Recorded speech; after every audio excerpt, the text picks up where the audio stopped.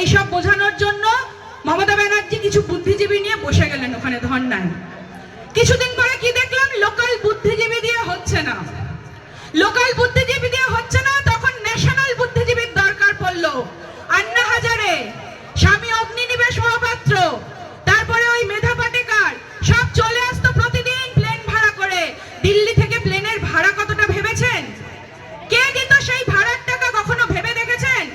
তারপরে তারা এখানে আসলো, আর পাশ দিয়ে দেখলাম আমরা দমদম এয়ারপোর্টে 20-25টা কনভয় থাকতো গাড়ির, এসি গাড়ি। সেই গাড়িতে করে আসতো এবং গ্রামে গ্রামে গিয়ে তারা কৃষকদের খেপাতো, খেপিয়ে বোঝাতো যে বামেরা কত ভুল পথে শিল্প করছে। আমাদের ভোটেই এই 34 বছরের বাম শাসন ঘুরেছিল, পরিবর্তন এসেছিল। এখানে যারা আছেন অনেকেই ভেবেছিলাম যে পরিবর্তন দরকার।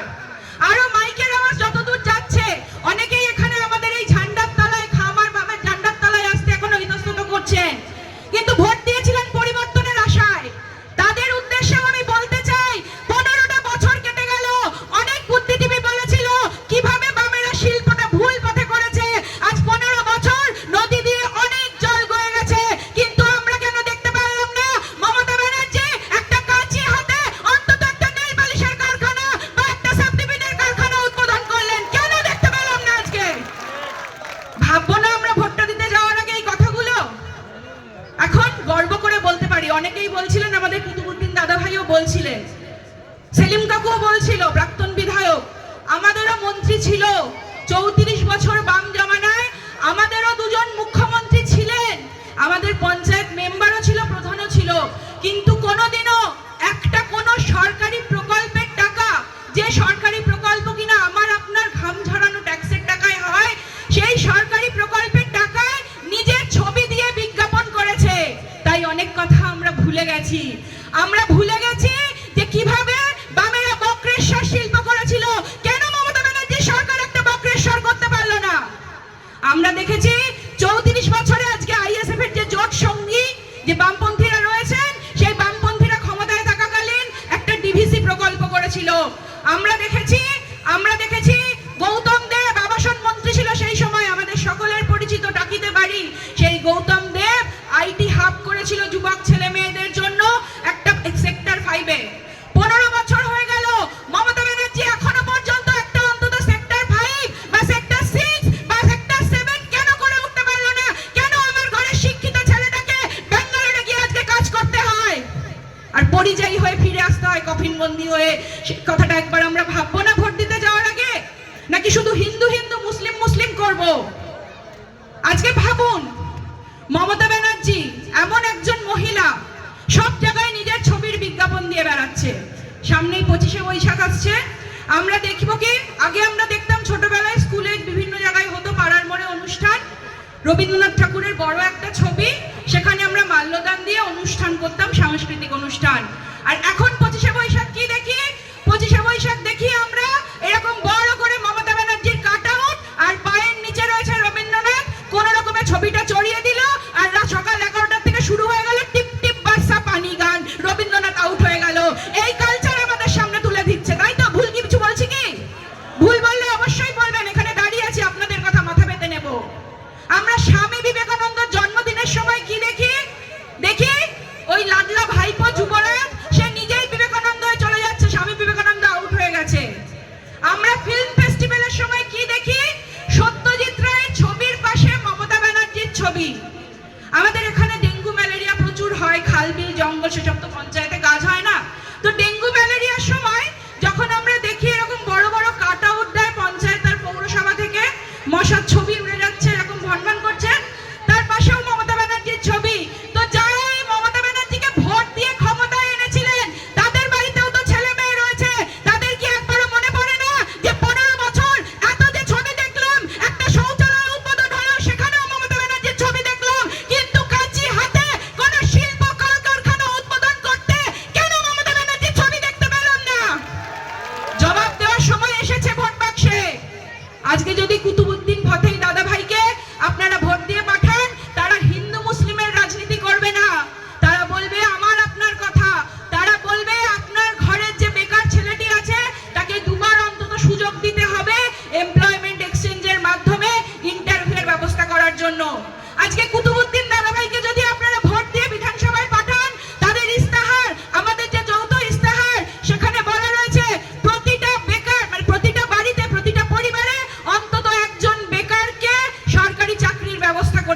হবে। আজকে যদি কুতুবউদ্দিন দাদাভাইকে ভোট দিয়ে আপনারা বিধানসভায় পাঠান, তারা স্মার্ট মিটারের বিরুদ্ধে কথা বলবে, বলবে এই মূল্য বৃদ্ধির বাজারে 100 ইউনিট পর্যন্ত বিদ্যুতের ছাড় হবে, আর তারপরে যে 101 থেকে 200 ইউনিট অবধি বিদ্যুৎ, সেখানে হাফ হয়ে যাবে, অর্থ হাফ হয়ে যাবে। এগুলোই তো আমাদের রাজনীতির কথা হওয়া উচিত, এগুলোই তো আমাদের গণতন্ত্রের কথা হওয়া উচিত। তা না করে আমরা কাউন্টিং করছি কে কটা মন্দির করলো, কে কটা মসজিদ করলো। এই ভোটটা বড্ড অদ্ভুত। এইবারের ভোটটা আমরা ছোট থেকে অনেক ভোট করে আসছি, অনেক ভোট দেখে আসছি, কিন্তু এই ভোটে যখন আমরা বাসে ট্রামে যাচ্ছি, চায়ের দোকানে বসছি, এখানেও যখন আমি আপনাদের সঙ্গেই বসে কথা বলছিলাম, এই সাইডে বসে প্রথম থেকে শুনছিলাম, আমার আশেপাশেই সবাই আলোচনা করছিল, ওই পাড়াটা হিন্দু পাড়া, ওখানে তো বিজেপি ভোট, ওই পাড়াটা মুসলমান পাড়া, ওখানে তো মুসলিম ভোট, এটা এইভাবে ভোট কাটবে, ওটা ওইভাবে ভোট কাটবে। তো সেই দাদা ভাইয়ের কাছে আমার প্রশ্ন, আমি জানি যে দাদা ভাই আমাকে বলছিল সেই দাদা ভাই কৃষক, তা আপনি তো কৃষক, একবার ভাবুন আরএসএস আপনার মাথাও কিভাবে রাজনীতির নামে ধর্ম ঢুকিয়ে দিয়েছে, যে আপনি কৃষকের কথা এখানে মঞ্চে এসে বলছেন না, নিজের জীবন যন্ত্রণার কথা ভুলে গেছেন। আরএসএস ভুলিয়ে দিয়েছে, আরএসএস এর বড় ছেলে নরেন্দ্র মোদী ভুলিয়ে দিয়েছে, আর আরএসএস এর দুর্গা তার ছোট মেয়ে মমতা ব্যানার্জি ভুলিয়ে দিয়েছে যে আমাদের রাজনীতির কথা, আমাদের কৃষকদের কথা বলতে হবে বিধানসভায় গিয়ে, ক্ষেত মজুরদের কথা বলতে হবে বিধানসভায় গিয়ে, ছাত্র যুব মহিলাদের কথা বলতে হবে বিধানসভায় গিয়ে। মমতা ব্যানার্জি আমাদের দিয়েছেন কি দিয়েছেন? আমরা দেখলাম একটা জগন্নাথ মন্দির দিয়েছেন ধরে। গোলাম কাকু বলার সময় বলছিল যে আমার আপনার ঘাম ঝরানো ট্যাক্সের টাকায় মন্দির করেছে, জগন্নাথ মন্দির। সেটা করেই থেমে থাকেনি।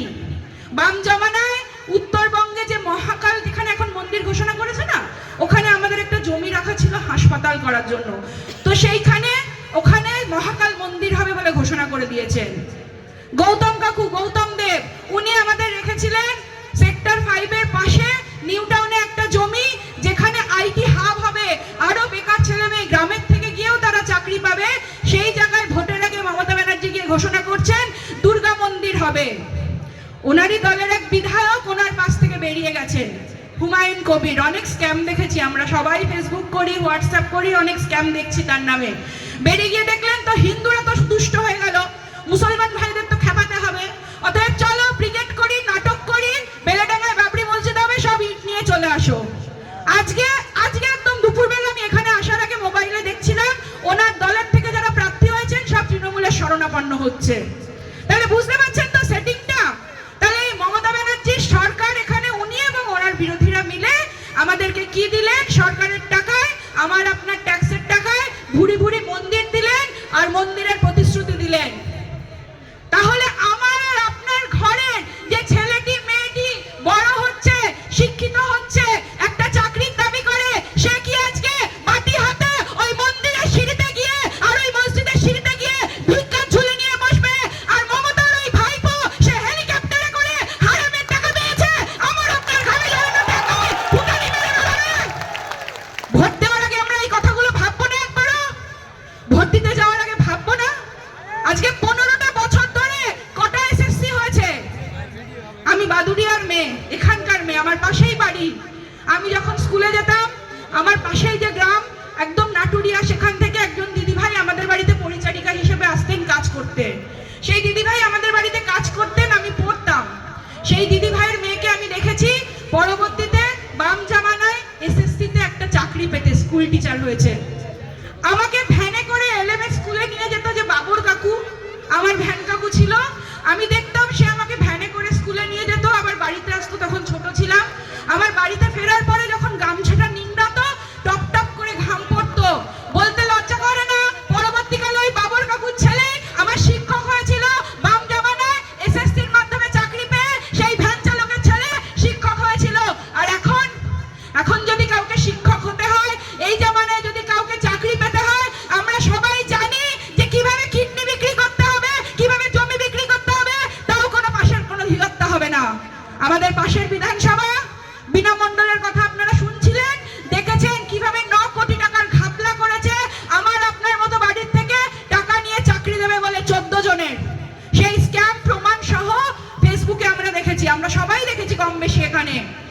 তাই এই তো পয়সা রেপিট আর ওপিট, কোনো তো কম যায় না। পঞ্চায়েত ভোট নিয়ে অনেক কথা বলছিলাম, শুনছিলাম আর কি, বলছিলাম না। তো একবার ভেবে দেখুন, আমাদের বাদুড়িয়াতে ছোট থেকে রাজনীতির পরিবেশে বড় হয়েছি, রাজনীতি করতে দেখেছি, বিরোধী রাজনীতি বেশি দেখেছি, কখনো আমাদের সেলিম কাপুও বিধায়ক হয়েছে। তাহলে আমাদের পক্ষের রাজনীতিও দেখেছি, বিপক্ষের রাজনীতিও দেখেছি, কিন্তু বিশ্বাস করুন কোনোদিনও দেখিনি পৌর ভোটে আমার ভোটটা অন্য কেউ দিয়ে দেবে, ছাপ্পা হবে, 3 নম্বর 5 নম্বর ওয়ার্ডেও ছাপ্পা হবে, ওই 11 নম্বর ওয়ার্ডে বন্দুক নিয়ে ঢুকে যাবে। আমরাও এখানে পঞ্চায়েত ভোট অনেক দেখেছি ছোট থেকে, সারা রাত ব্যাপী কাউন্টিং হতো, সব দলের লোক থাকতো, রাজনৈতিক সৌজন্যতা থাকতো। আর এখন আমরা কি দেখি, পঞ্চায়েতে আমাদের এই 23 সালের পঞ্চায়েতে ত্রিস্তরীয় দুর্নীতি হলো আমাদের এই বাদুড়িয়াতে। যে কোনোদিনও অনেক বয়স্ক বাবারা চাচারা আছেন, অনেক বছর ধরে অনেক কটা ভোট পার করেছেন, কোনো পঞ্চায়েতে আমরা বাদুড়িয়ার ইতিহাসে এরকম দেখিনি। ত্রিস্তরীয় দুর্নীতি। প্রথমে বাড়ি বাড়ি গিয়ে ওই কালো স্করপিও, কার কথা বলছি আপনারা সবাই জানেন, সেই কালো স্করপিও নিয়ে গিয়ে বাড়ি বাড়ি গিয়ে হুমকি দিয়ে নমিনেশন উইথড্র করালো। তারপরে স্তর হলো ভোটের দিনকে। আমার অনেক যুবকর্মীরা সেদিন লড়েছিল, আমাদের সঙ্গে যে সহযোদ্ধারা ছিল তারা বুক আগলে ব্যালটগুলো আগলানোর চেষ্টা করেছিল, কেউ কেউ পুকুরেও ফেলে নষ্ট করেছিল। তারপরেও শেষ রক্ষা হয়নি। একটু আগে মিলন বলছিল, ও নয়া বস্তিয়ার ক্যান্ডিডেট ছিল আমার ভাই, সে যখন কাউন্টিং এ প্রায় জিতে গেছিল সেই সময় তার ভোটটাকেও এরকম তুলে খেয়ে নিয়েছিল। আর এই যে পাশে দিলীপ স্কুল, তার পাশে আমরা দেখেছি কার ব্যালট পড়েছিল, আর সেই দিদিমণি কিভাবে এখনো পঞ্চায়েত সমিতির মেম্বার হয়ে রয়েছে, হেরে গিয়েও লজ্জা করে না। এই রাজনীতি যদি আমরা ফিরিয়ে আনতে চাই বাদুড়িয়াতে, তাহলে আমরা ভুলে যাব কুতুবউদ্দিন দাদা ভাইকে। সৎ ছেলে বলে আমরা চোখে দেখতে পাচ্ছি না, আমরা ভাবছি যে গাড়ি নিয়ে বেরিয়ে যাচ্ছে, ধাক্কা খাচ্ছি বারবার সব ব্যানারে, অথবা বড় ব্যাপারে জিতে যাচ্ছে। বিশ্বাস করুন ভয়ে তাদেরও থরহরি কম্প। আজকের ভিড়টা দেখার পরে তারাও ভাববে, এবং আপনাদেরকে বলছি অনেক ভয় আছে আমাদের বাদুড়িয়াতে। আজকে যারা আসছেন তাদেরকে রেড স্যালুট, রক্তিম অভিনন্দন, কিন্তু অনেকে মাইকে আমাদের কথা শুনছেন, ভয়ে বেরোতে পারছেন না, হয়তো ওই ঝান্ডাটাও মারতে যেতে হচ্ছে। তাদের উদ্দেশ্যে বলছি, আপনারা ঘুণ পোকা হয়ে ভেতরে ঢুকে যান, সঙ্গে থাকুন, টিফিনটা খান, কিন্তু ভোটটা এসে ওই খামে দিন, যাতে কুতুবউদ্দিন ভাইজান আপনার ছেলে মেয়েটারও কথা গিয়ে ওই বিধানসভায় বলতে পারে। 26,000 ছেলে মেয়ের চাকরি চলে গেল। কৃষকদের কথা বলছিলাম, এই যে কৃষকরা, আলু চাষিদের কথা, আজকেও আমি এখানে বসে যখন বক্তৃতা শুনছিলাম, একটুখানি ফেসবুক দেখছিলাম, আজান হচ্ছিল যখন থেমে গেল, তখন দেখলাম আজকেও 2 জন আলু চাষি আত্মহত্যা করেছেন। আলু চাষিদের অবস্থা ভেবেছেন, অন্যান্য কৃষকদের অবস্থা ভেবেছেন? আজকে যদি কুতুবউদ্দিন দাদা ভাইকে আপনারা বোতামটা টিপে ভোট দিয়ে পাঠান, তাহলে দেখবেন যে উনি গিয়ে বলবেন 16টি সহায়ক মূল্য কৃষির তার ন্যূনতম দাম দিতে হবে। আলু চাষিদের দুর্দশার কথা একটু ভাবুন। আজকে ভোট রাজনীতিতে সবাই তাদের কথা ভুলে গেছে।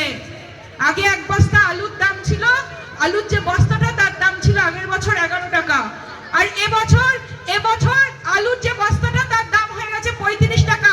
আলুর থেকে আলুর বস্তার দাম বেশি হয়ে গেছে। আলু চাষিরা সহায়ক মূল্য পাচ্ছে না, জেলার বিভিন্ন প্রান্তে প্রান্তে সুইসাইড করছে, পেটে খিদের যন্ত্রণায়, জাত ভুলে গিয়ে, হিন্দু না মুসলিম ভুলে গিয়ে, দুমুঠো ভাতের লড়াইতে হেরে গিয়ে, এই রাজনীতির কাছে হেরে গিয়ে আত্মহত্যা করতে বাধ্য হচ্ছে। সেখানে গিয়ে কেউ ন্যূনতম একটা ছবি পর্যন্ত তোলার প্রয়োজন মনে করছে না। এত তো বিধায়ক আমরা পাঠিয়েছি বিধানসভায়, কারোর তো মনে পড়ে না প্রান্তিক মানুষদের কথা, কারোর তো মনে পড়ে না চাষিদের কথা। 1 কিলো আলুর দাম এখন যা হয়ে গেছে, চাষিরা যেটা বিক্রি করছে, বিক্রি করে 1 প্যাকেট বিড়ির দাম ওঠে না। আর আমরা দেখেছি 2011 সালের আগে তৃণমূলের যে এখন বড় বড় নেতা হয়ে গেছে, আগে একটা বিড়ি 3 বার ফুঁকতো, একটা সাইকেলে 2 বার পাম দিত, কালো স্করপিও থেকে কোনোইটা এরম বের করে হুশ করে উড়িয়ে যাচ্ছে। তাই আপনাদেরকে বলবো, এই যে বড় ফুল নিয়ে তো এখন বলার প্রয়োজনই হয় না, কারণ বাদুড়িয়াতে অপ্রাসঙ্গিক, প্রয়োজনই পড়ে না, বাদুড়িয়ার মানুষ ওদেরকে অ্যাকসেপ্ট করবেই না।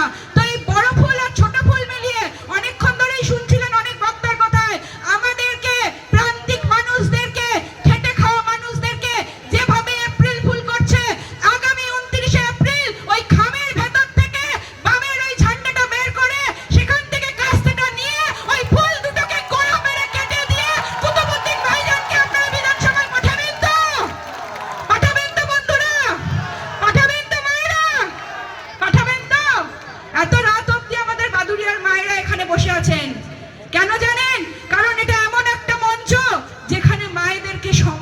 হয়। এটা এমন একটা মঞ্চ যেখানে মায়েরা সেফ ফিল করে, নিশ্চিন্তে এত রাত অবধি বসে থাকতে পারে। এটা তৃণমূলের মঞ্চ নয়। তৃণমূলের যে সুপ্রিমো মমতা ব্যানার্জি, আমাদের মেয়েদের জন্য, মায়েদের জন্য কি করলো? মহিলা মুখ্যমন্ত্রী এসেছিল, আমরা তো ভেবেছিলাম আমাদের উন্নতি হবে। এক মিনিট দাদা ভাই।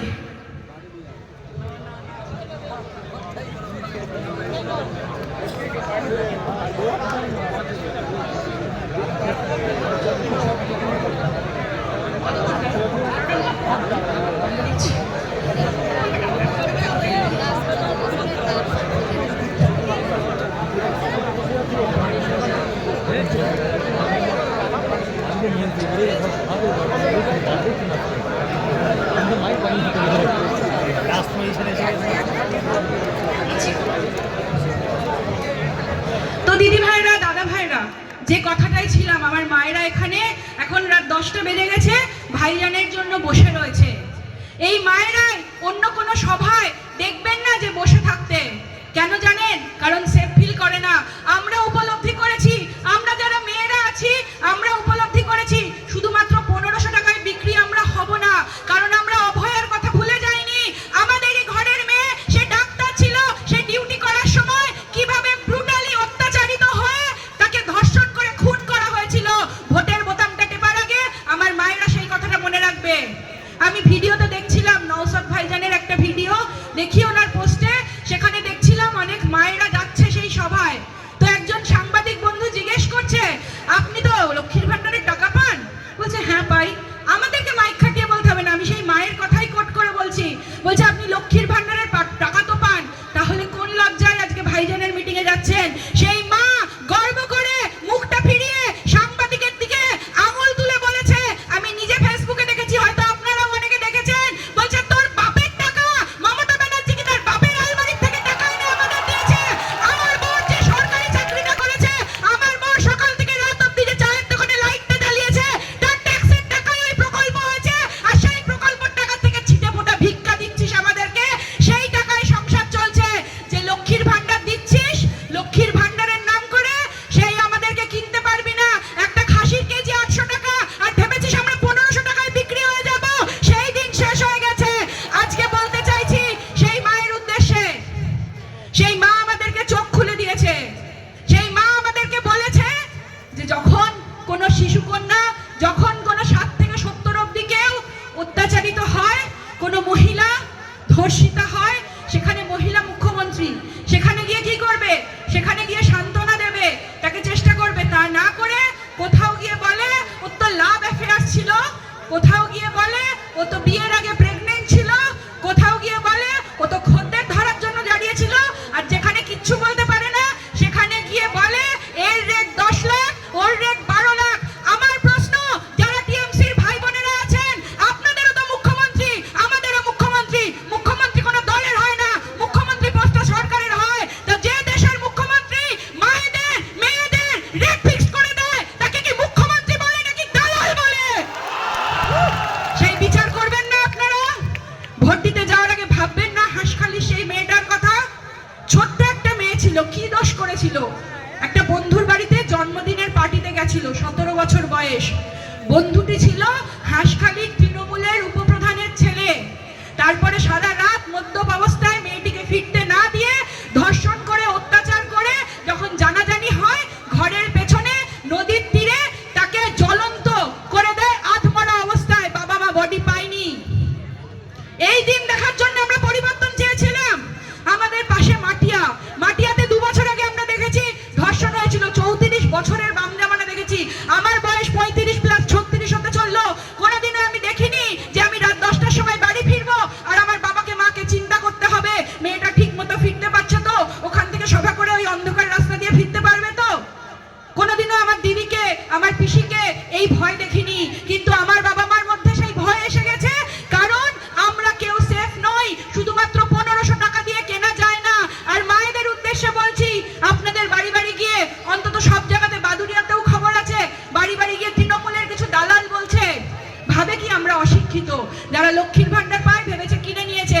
বলছে এই তোমরা যদি তৃণমূল ছাড়া অন্য কাউকে ভোটটা দাও, তোমাদের ভোটটা কিন্তু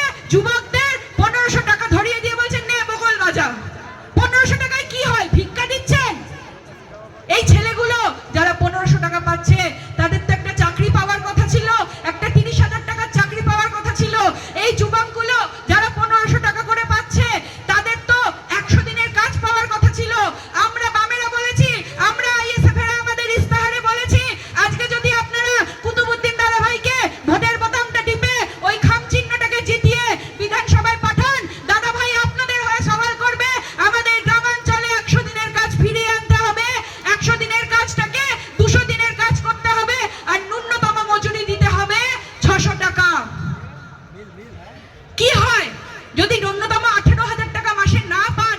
সংসার চলে? আজকে যারা ক্ষেত মজুর আছেন, কতদিন কাজ হয়? 100 দিনের কাজ তো হয় না, 20 দিন, 30 দিন, 50 দিন, তারপরে অন্য রাজ্যে পরিযায়ী শ্রমিক হয়ে চলে যেতে হয়। আর পরিযায়ী শ্রমিকদের কি হাল হয়? 21 সালের ভোটের পরে আমরা দেখেছি। 21 সালের ভোটের পরে